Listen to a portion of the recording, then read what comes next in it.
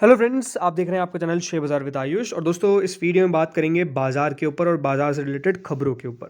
तो दोस्तों, आज है 28 दिसंबर और आज जिस तरीके से बाजार ने तेज़ी दिखाई है वो अपने आप में काफ़ी शानदार है।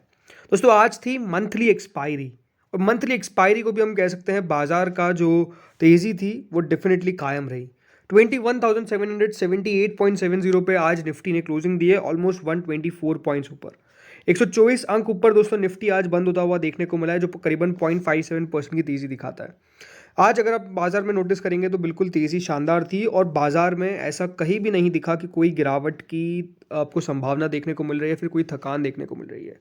मार्केट्स काफ़ी शानदार तरीके से बढ़े और बिल्कुल आज जो निफ्टी की क्लोजिंग आई है वो फिर से इतिहास बना है, क्योंकि आज 21,801 वो लेवल था जहां तक निफ्टी ने अपना हाई बनाया। ज़रूर वही अब 52 week high, all time high आप कहेंगे, लेकिन ज़रूर दोस्तों, क्योंकि आज मंथली एक्सपायरी थी तो मंथली एक्सपायरी को होता कुछ नहीं है, स्विंग बड़े आते हैं।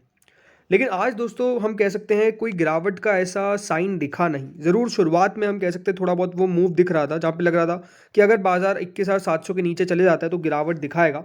लेकिन बाजार ऑलमोस्ट 21,678 पॉइंट से जिस तरीके से रिकवर किया और फिर से बाजार में हमको जो तेज़ी देखने को मिली वो बिल्कुल शानदार थी। और बाजार देखिए बहुत अच्छे तरीके से अपने जो भी रेजिस्टेंस, जैसे कि आज 21,750 का एक रेजिस्टेंस था, उसको बाजार क्रॉस नहीं कर पा रहा था शुरुआत में, लेकिन उसके बाद उसको बाजार ने उसको क्रॉस किया और आज 21,800 के लेवल तक बाजार जाकर आया। तो ये साफ साफ दिखाता है कि मार्केट्स के अंदर स्ट्रेंथ काफ़ी है। वैसे तो देखिए नया साल अभी तक शुरू नहीं हुआ है, लेकिन अब बाजार में जो अगली एक्सपायरी होगी वो आपको न्यू ईयर में देखने को मिलेगी, यानी अगले 2024 के अंदर देखने को मिलेगी। तो इसका मतलब ये है कि मार्केट्स ने, हम ऐसा कह सकते हैं कि नए साल के अंदर एंट्री ले ली है। और अब यही देखना है कि कल का सेशन किस तरीके का होता है।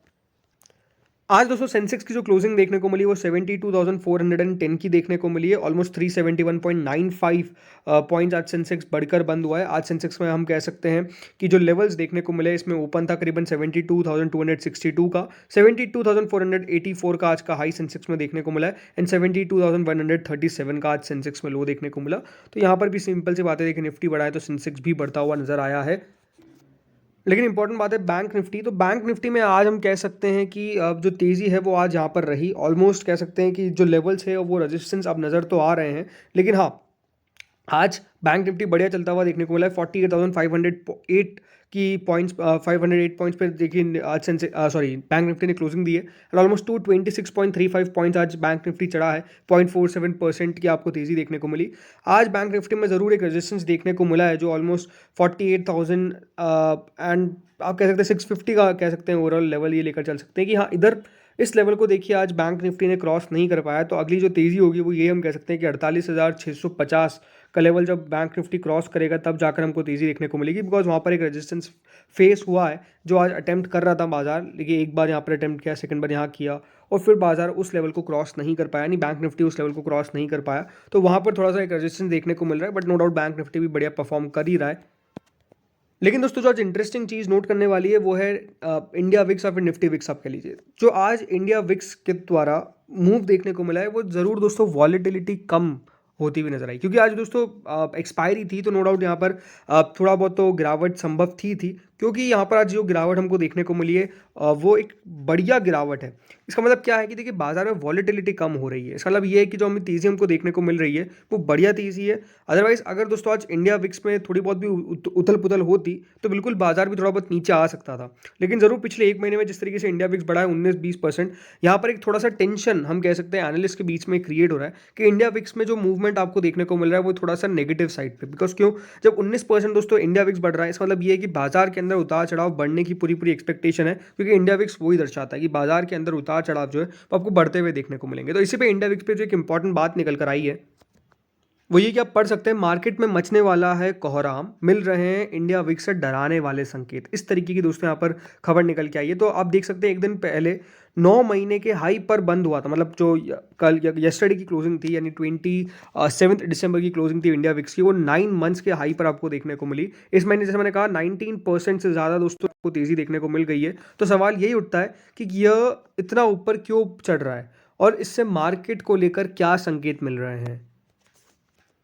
तो जिनको नहीं पता है विक्स बढ़ता क्यों है, तो विक्स दोस्तों बढ़ने का मतलब बेसिकली हम यही समझ सकते हैं कि बाजार के अंदर वॉलेटिलिटी, बाजार के अंदर उतार चढ़ाव आपको बढ़ते हुए देखने को मिलते हैं, घटते हुए देखने को मिलते हैं, तब दोस्तों इंडिया विक्स के अंदर मूवमेंट देखने को मिलता है।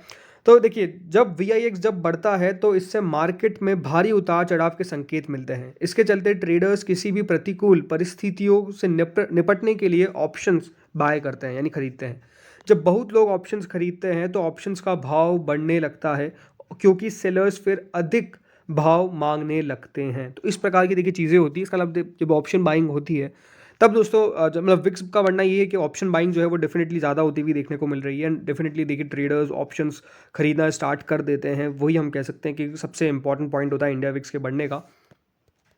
और इसीलिए दोस्तों कहते हैं कि जब भी इंडिया विक्स ऊपर जाता है तो करेक्शन का एक आपको सेंस मिलता हुआ नजर आता है। ये बात साफ साफ कही गई है कि जब इंडिया विक्स ऊपर जाता है तो मार्केट में करेक्शन की उम्मीद रहती है, लेकिन इस समय दोनों ही एक साथ ऊपर चढ़ रहे हैं, यानी बाजार भी ऊपर चढ़ रहा है एंड डेफिनेटली इंडिया विक्स भी ऊपर जा रहा है। ऐसे में रोहित का मानना है कि यह एक सीमा से अधिक बुलिश रुझान को दिखा रहा है, और जब भी रुझान पलटेगा तो काफ़ी उथल पुथल होगी होगी जिसकी जैसे कि अक्टूबर 2021 में निफ्टी 18,600 पर पहुंच गया था, लेकिन फिर जब रुझान पलटा तो यह कई महीने तक इसके नीचे रहा। रोहित का मानना है कि अगले साल भी ऐसी ही स्थिति देखने को मिल सकती है। इसका मतलब यह है कि जब दोस्तों मार्केट और इंडिया विक्स एक साथ ऊपर जाते हैं तो इसका मतलब ये है कि बाजार के अंदर आपको और ज़्यादा बुलिशनेस देखने को मिल रही है, यानी और ज़्यादा हम कह सकते हैं तेज़ी की आशंका, तेज़ी की एक्सपेक्टेशंस आप कह सकते हैं कि देखने को मिल रही है। इस तरीके का दोस्तों रुझान जो है वो बेसिकली मिलता हुआ शुरू हो जाता है जब दोनों एक साथ चलना चालू करते हैं। और ये माना जा रहा है कि अगले साल 2024 में भी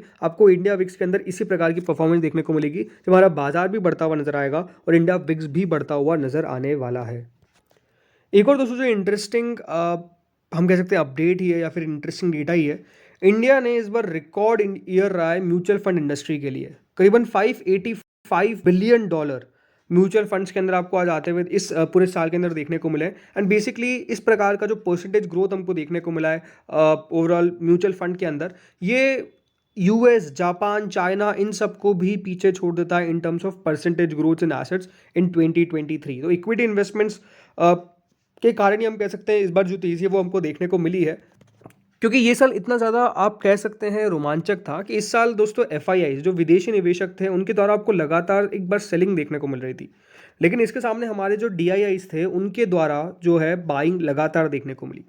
और हम कह सकते हैं कि देखिए लोगों का भी भरोसा डेफिनेटली इक्विटीज़ में काफ़ी बढ़ता हुआ नजर आया, बिकॉज कोई भी गिरावट आपको ऐसा नहीं कि बाजार में इस साल के अंदर कोई गिरावट देखने को नहीं मिली, बाजार में काफ़ी गिरावटें देखने को मिली है, लेकिन उसके बावजूद भी दोस्तों लोगों ने अपना पैसा नहीं निकाला। और लोग जब अपना पैसा नहीं निकालते हैं इसका मतलब ये है कि बिल्कुल लोग समझ रहे हैं कि हाँ यहाँ पर इन्वेस्टिंग के कारण ही पैसा बन सकता है। और ये एक सबसे बड़ा हम कह सकते हैं इस साल का मैं कह सकता हूँ कि इंपॉर्टेंट पॉइंट था, राइट। अगर यहाँ पे सोच लीजिए अब लोग अपना पैसा नहीं डालते तो डोमेस्टिक इन्वेस्टर्स कहाँ से पैसा लाएंगे? डोमेस्टिक इन्वेस्टर्स पैसा ला रहे हैं बिकॉज एक रिटेल इंडिविजुअल पैसा दे रहा है, राइट। म्यूचुअल फंड्स में कोई अपनी SIP बंद नहीं कर रहा है। म्यूचुअल फंड्स अब बाजार में लगातार जो लोगों के पैसे जा रहे हैं वो लगातार जा रहे हैं, और बिल्कुल इन्वेस्टमेंट को प्रायोरिटी दिया है इंडिया की रिटेल क्लास ने, मैं ये कह सकता हूँ। इसीलिए इस साल दोस्तों बाजार में इतनी स्ट्रेंथ देखने को मिली। ऑलमोस्ट जो फंड एसेट्स है वो 19% से ज़्यादा आपको बढ़ते हुए देखने को मिले in the first 11 months of 2023। और ये दोस्तों किस किस मेजर पीयर्स जैसे US, Japan, China, right. US जो इतनी बड़ी इकोनॉमी है, चाइना जो इतनी बड़ी इकोनॉमी है, जापान, इन सबको देखिए हमने पीछे छोड़ा है, यानी हमारे इंडिया ने इतना इन्वेस्टमेंट करा है इस बार। ऑलमोस्ट 20 मिलियन से ज़्यादा नए अकाउंट्स ऐड होते हुए देखने को मिले।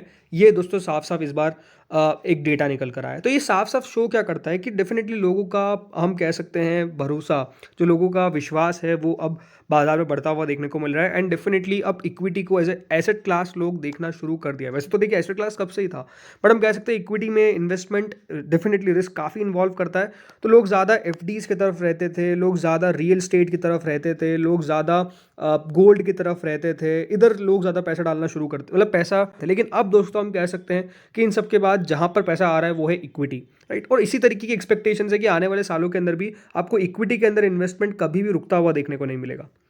और यही है कि दोस्तों बाजार हमारे बाजार को इसलिए सबसे ज़्यादा वेल प्लेस्ड मार्केट कह रहे हैं, क्योंकि देखिए China+1 की स्ट्रैटेजी इंडिया के अंदर है, हमारे पास यंग पॉपुलेशन है, हमारे पास सब कुछ वो है जो एक अच्छी इकोनॉमी को चलने के लिए चाहिए। राइट। हमारे यहाँ पे पॉलिटिकल स्टेबिलिटी है, हमारे यहाँ पर आपको कोई फालतू का उतार चढ़ाव देखने को नहीं मिलता है। जैसे मैंने कहा, पॉलिटिकल स्टेबिलिटी एक बहुत इंपॉर्टेंट पॉइंट है दोस्तों, जो फॉरेन इन्वेस्टर्स देखते हैं। देखिए, चाइना से पैसा क्यों निकल रहा है, रीज़न सिंपल है, वहाँ पर एक ऑटोक्रेटिक रूल है। राइट। वहाँ पे आपको एक ही सरकार देखने को मिलती है।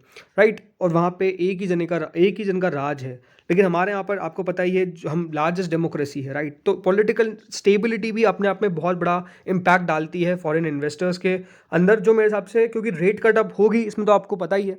तो अगले साल जब रेट कट होगी तो यूएस से पैसा निकलेगा, और वो पैसा आएगा कहाँ पर, इमर्जिंग इक्विटी मार्केट्स के अंदर। और इंडिया एक वेल प्लेस्ड मार्केट है। राइट। इमर्जिंग मार्केट्स में भी नाम किस किस के चल रहे हैं, इंडिया के चल रहे हैं, ब्राज़ील का चल रहा है, जर्मनी टू एन एक्सटेंट हम कह सकते हैं पैसा वहाँ पर जा सकता है, इंडोनेशिया में बात चल रही है। लेकिन हाँ, इंडिया के अंदर सबसे ज़्यादा पैसा आएगा, क्योंकि इंडिया के अंदर मैन्युफैक्चरिंग को और ज़्यादा मेरे हिसाब से आने वाले सालों के अंदर सरकार भी फोकस करेगी। तो दोस्तों, वीडियो में तो यही था, बट ज़रूर अब लगता है कि 22,000 भी बहुत दूर नहीं है। मुझे लगता है कि 22,000 हो सकता है कि आपको निफ्टी के अंदर अगले 1 से 1.5 हफ्तों के अंदर भी देखने को मिल जाए, तो कोई बहुत बड़ी बात नहीं है। बट ये बात ध्यान रखिए, बाजार है, लगातार ऊपर नहीं जाएंगे, मुनाफा वसूली टाइम टू टाइम आती रहेगी। और बाजार मेरे हिसाब से नॉर्मल देखिए, एक साल के अंदर 12-13%, 14% तक के रिटर्न्स अगले साल में मैं एक्सपेक्ट करके चलता हूँ कि देखने को मिलेगा। तो ये बात ध्यान रखिए कि बाजार है, वॉलेटाइल तो रहेगा, और एक तरफा तेजी देखने को नहीं मिलेगी। तो वो वॉलेटिलिटी झेल जाइए, और कोई प्रॉब्लम खास नहीं दिखती है। तो फ्रेंड्स, इस वीडियो में इतना ही था। होपफुली वीडियो बढ़िया